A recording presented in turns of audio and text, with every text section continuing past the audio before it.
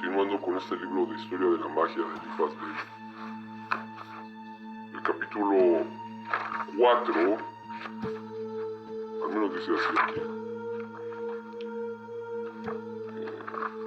No sé qué es.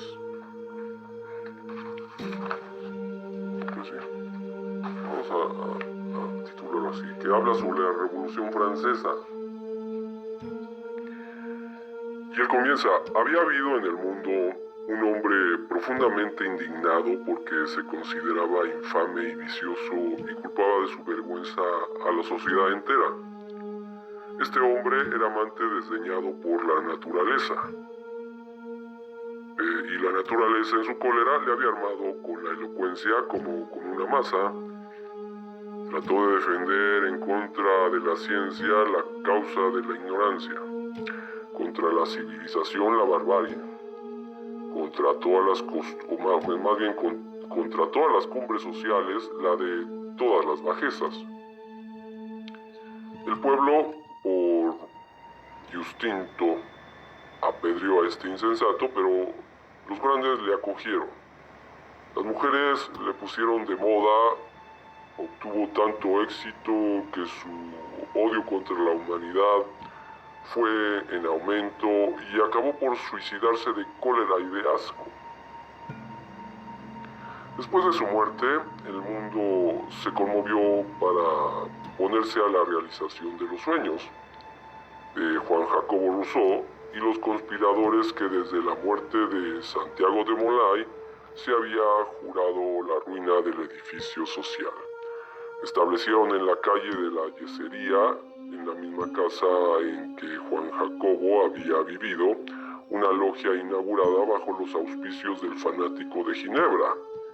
Esta logia se convirtió en el centro del movimiento revolucionario y un príncipe de sangre real fue allí a jurar la pérdida de los sucesores de Felipe el Hermoso sobre la tumba de Santiago de Molay.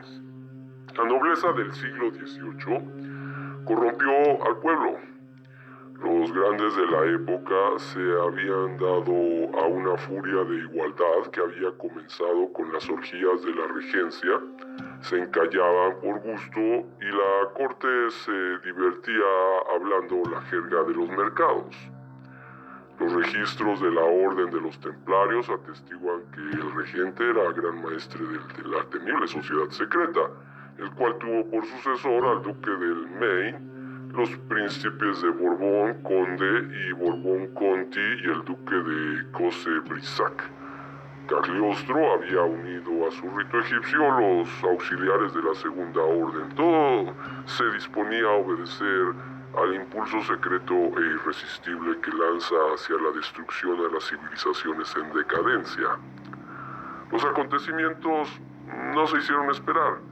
Vinieron como Cazotte les había previsto, se precipitaron empujados por una mano invisible.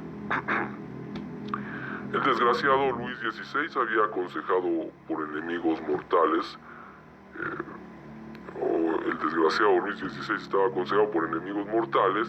prepararon e hicieron fracasar el desdichado proyecto de evasión que trajo la catástrofe de Varennes, como habían hecho la orgía de Versalles, como ordenaron la carnicería del 10 de agosto. Había comprometido al rey y le salvaron del furor del pueblo para exasperarle más y provocar el acontecimiento que preparaban desde hacía siglos. Se necesitaba un cadalso para la venganza de los templarios. Bajo la presión de la guerra civil, la Asamblea Nacional declara al rey suspendido de un poderío y le asigna por residencia el espacio de Luxemburgo. Pero otra asamblea secretamente había decidido otra cosa.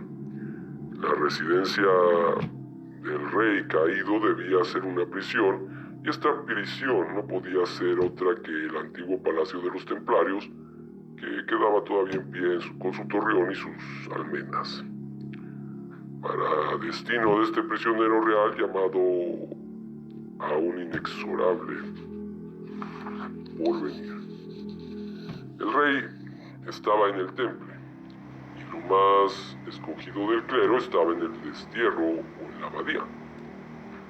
El cañón tronaba sobre el puente nuevo y amenazadores pasquines manuscritos proclamaban la patria en peligro. Entonces hombres desconocidos organizaron la matanza. Un personaje repugnante, gigantesco, de larga barba, estaba en todas partes donde hubiera padres que victimar. «Toma», les decía con risa salvaje. «Este por los albigenses. Toma, por los templarios. Toma, por los de San Bartolomé. Toma, por los proscritos de Cedenes». ¿O Cedenes? Y les golpeaba con rabia y pegaba siempre con el sable, con el machete, con la porra. Las armas se rompían y se renovaban en sus manos. Estaba rojo de sangre de la cabeza a los pies. Tenía la barba manchada y juraba con blasfemias espantables que no se le lavaría más que con sangre. Este fue el hombre que propuso a la nación que se quemara a la angelical señorita de Sombrenil.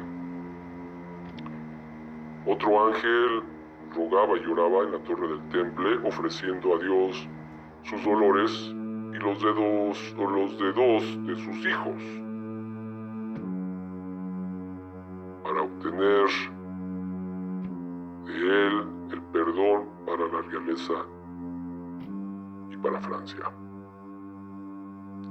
Para expiar todas las alegres locuras de las Pompadour y las Dubarry, eran precisas las lágrimas y los sufrimientos de esta mártir, la Santa Madame Elizabeth.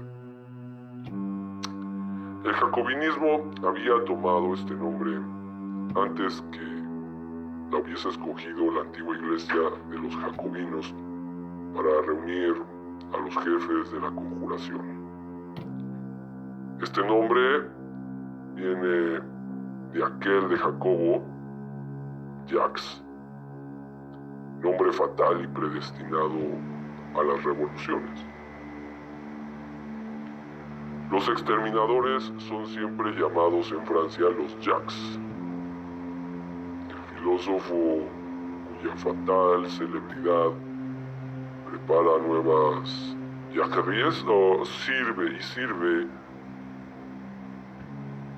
los proyectos sangrantes de los conspiradores juanitas se llama Juan Jacob, y los promotores ocultos de la Revolución Francesa habían jurado el derrumbamiento del trono y del altar sobre la tumba de Jacobo de Molay. Después de la muerte de Luis XVI, en el momento mismo que acababa de expiar bajo el hacha de la revolución, el hombre de la barba larga, este judío errante del martirio y de la venganza, sube sobre el patíbulo y ante la muchedumbre espantada toma sangre real en sus dos manos, sacudiéndola sobre la cabeza del pueblo, grita con voz terrible: «Pueblo francés, yo te bautizo en nombre de Jacobo y de la libertad». La mitad de la obra estaba hecha y de aquí en adelante el ejército del temple dirigiría contra el Papa todos sus esfuerzos. La expoliación de las iglesias, la profanación de las cosas sagradas, las procesiones grotescas, la inauguración del culto a la razón. Había habido en el estado eclesiástico grandes abusos y grandes escándalos acarreados por las grandes riquezas. Las riquezas desaparecieron y volvieron las grandes virtudes. Estos desastres temporales y este nuevo triunfo espiritual habían sido profetizados en el Apocalipsis de San Metodio, del que nosotros hemos hablado ya. Poseemos de este libro un ejemplar en letras góticas, impreso en 1527 y ornado de las más extrañas figuras Se ve primero a padres indignos arrojando las cosas santas a los puercos y después al pueblo revolucionado, asesinando a los padres y rompiéndole sobre la cabeza los vasos sagrados. Se ve al Papa prisionero de hombres de guerra y después un caballero coronado con una mano levanta el estandarte de Francia y con la otra extiende una espada sobre Italia. Se ven dos águilas y un gallo que lleva una corona sobre la cabeza y una doble flor de lis sobre el pecho. Se ve a la segunda águila que se une con los grifos y los unicornios para cazar al buitre en su nido y muchas otras cosas sorprendentes.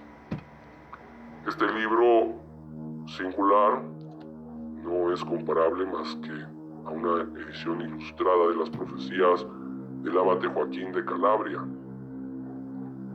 donde se ven los retratos de todos los papas que lo han de ser en el porvenir, con los signos alegóricos de su reinado hasta la venida del Anticristo. Crónicas extrañas del porvenir relatado como cosa pasada y que hacen creer en una sucesión de mundos donde los sucesos se renovarán de tal manera que la previsión de las cosas futuras no será más que la evocación de los perdidos reflejos del pasado. Pues aquí termina este capítulo 4 de la Revolución Francesa que narra Eliphas Levi en su Historia de la Magia.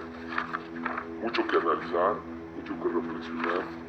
Actualmente, la situación casi podríamos decir que no hay nada que agregar, no hay nada nuevo bajo el sol, pero aquí se los dejo, se los conmino a leer. Si tienen oportunidad, háganlo. Saquen sus conclusiones.